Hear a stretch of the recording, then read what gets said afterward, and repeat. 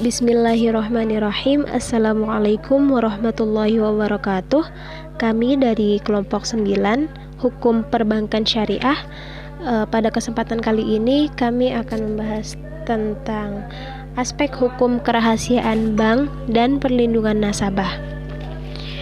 Mungkin langsung saja pemaparan pertama yang akan disampaikan oleh saya sendiri. Untuk yang pertama yaitu aspek kerahasiaan bank. Rahasia bank adalah segala sesuatu yang berhubungan dengan keterangan mengenai nasabah, penyimpanan, dan simpanannya yang menurut kelaziman dunia perbankan tidak boleh secara terbuka diungkapkan kepada pihak masyarakat. Ada 5 alasan yang mendasari kewajiban bank untuk merahasiakan segala sesuatu tentang nasabah dan simpanannya, yaitu yang pertama, personal privacy, yang kedua, hak yang timbul dari hubungan perikatan antara bank dan nasabah, yang ketiga, peraturan perundang-undangan yang berlaku, yang keempat, kebiasaan atau kelaziman dalam dunia perbankan, dan yang kelima yaitu karakteristik kegiatan usaha bank sebagai suatu lembaga kepercayaan yang harus memegang teguh kepercayaan nasabah yang menyimpan uangnya di bank. Kemudian selanjutnya ada teori kerahasiaan bank. Teori kerahasiaan bank ada 2, teori mutlak dan teori nisbi. Teori mutlak yaitu bank berkewajiban menyimpan rahasia nasabah yang diketahui oleh bank dalam keadaan apapun, baik keadaan biasa ataupun dalam keadaan luar biasa. Kemudian yang kedua, teori nisbi atau relatif, yaitu bank diperbolehkan untuk membuka rahasia nasabahnya untuk suatu kepentingan mendesak. Untuk selanjutnya, pengecualian kerahasiaan bank berdasarkan Undang-Undang Nomor 21 Tahun 2008. Yang pertama yaitu untuk kepentingan perpajakan, diatur dalam pasal 41 karena sudah diketahui bahwa masalah yang menyangkut perpajakan berkaitan dengan kepentingan negara dan kepentingan umum. Kemudian yang kedua, untuk kepentingan penyelesaian piutang bank, diatur dalam pasal 41A, sehingga jika diteliti, maka pengecualian ini berkaitan dengan kepentingan bangsa sendiri, yakni untuk menjamin kelangsungan dalam berusaha. Yang ketiga, untuk kepentingan peradilan pidana, di mana berdasarkan pasal 42, dalam hal ini kerahasiaan nasabah sebagai individu dikorbankan demi menyeimbangkan dengan kepentingan masyarakat umum. Yang keempat, untuk kepentingan pemeriksaan perkara perdata seperti yang tertera dalam pasal 43 yang membatasi pada sengketa atau perkara yang terjadi antara bank dengan nasabahnya. Untuk selanjutnya, untuk kepentingan tukar-menukar informasi antar bank, dan yang terakhir untuk kepentingan nasabah dan penyelesaian kewarisan.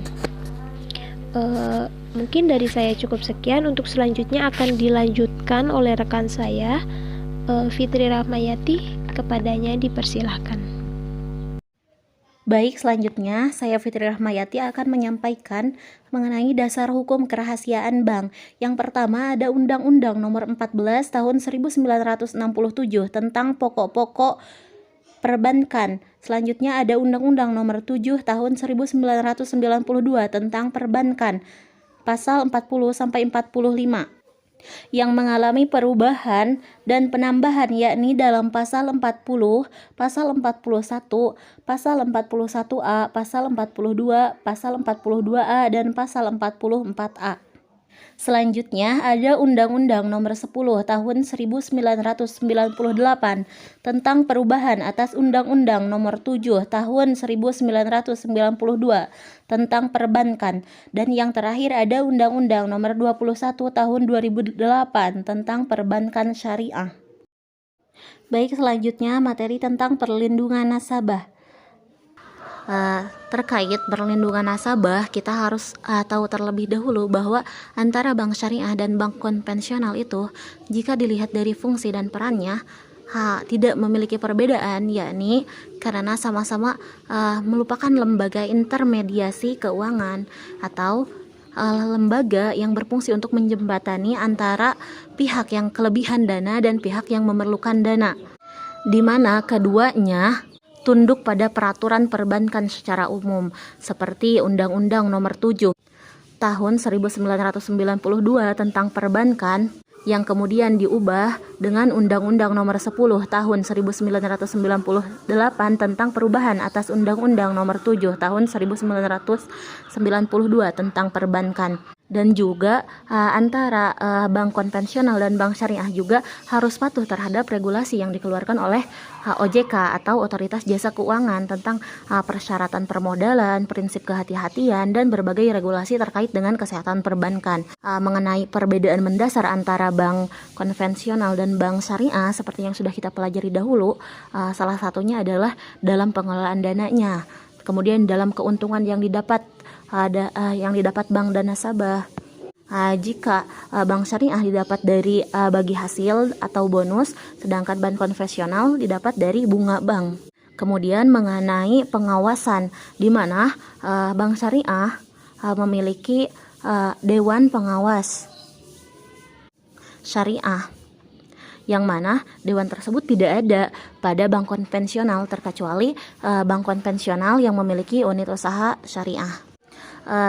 Nasabah bank syariah selain mendapat perlindungan dari regulasi bidang perlindungan konsumen pada Undang-Undang Nomor 21 Tahun 2008 tentang perbankan syariah, juga ada mendapat perlindungan dari yang lainnya, yakni yang pertama Undang-Undang Nomor 21 Tahun 2011 tentang Otoritas Jasa Keuangan. Selanjutnya ada Undang-Undang Nomor 8 Tahun 1999 tentang Perlindungan Konsumen atau UU PK.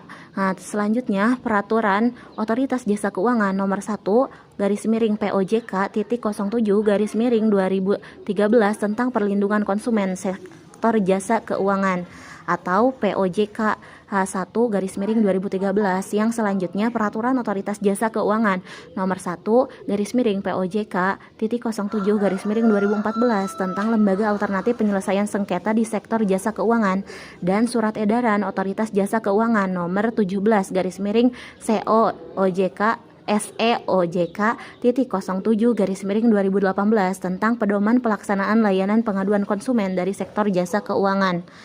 Kemudian mengenai perlindungan konsumen dalam Undang-Undang Nomor 21 Tahun 2008, di mana Undang-Undang Nomor 21 Tahun 2008 tentang perbankan syariah bersifat lex spesialis karena secara khusus mengatur tentang perbankan syariah.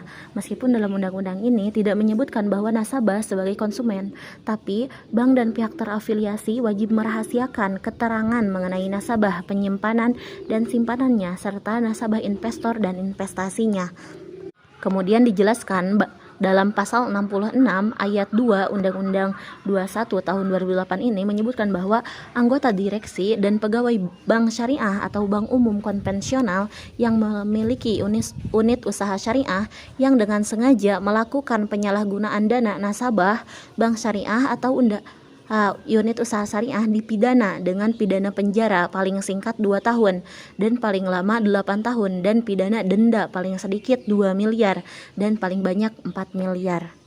Sehingga bisa kita ambil kesimpulan bahwa perlindungan nasabah dalam perbankan syariah meliputi yang pertama menjaga dana nasabah agar tetap aman, yang selanjutnya menjamin keamanan dan kerahasiaan data nasabah sehingga data nasabah tersebut terhindar dari target kejahatan, yang selanjutnya memperoleh penjelasan mengenai kemungkinan timbulnya potensi risiko sehubungan dengan transaksi nasabah yang dilakukan. Yang keempat, mendapatkan kesempatan untuk secara sukarela menyerahkan agunan atau dapat memberikan kuasa terhadap eksekusi jaminan jika terjadi gagal bayar atau one prestasi. Yang kelima, adanya penjaminan dana nasabah oleh lembaga penjamin simpanan sesuai dengan peraturan perundang-undangan yang berlaku. Yang keenam, memanfaatkan pelayanan produk-produk bank syariah dengan tetap mematuhi prinsip syariah.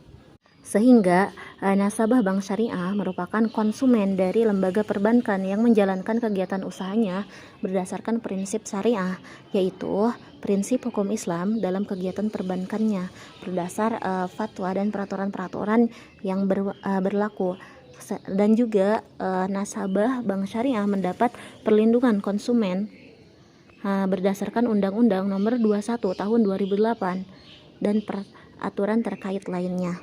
Kemudian terkait perlindungan hukum, secara singkat, perlindungan hukum merupakan suatu perlindungan yang diberikan kepada objek hukum dalam bentuk perangkat hukum, baik yang bersifat preventif maupun yang bersifat represif, baik yang tertulis maupun tidak tertulis, sehingga bisa dikatakan bahwa perlindungan hukum merupakan gambaran dari fungsi hukum, yaitu konsep di mana hukum dapat memberikan suatu keadilan, ketertiban, kepastian, kemanfaatan, dan kedamaian.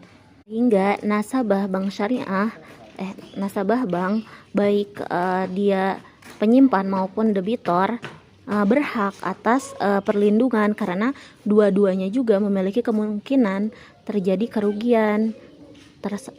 kerugian dalam transaksi diperbankannya. Pembahasan terkait mengenai sanksi pelanggaran kerahasiaan bank.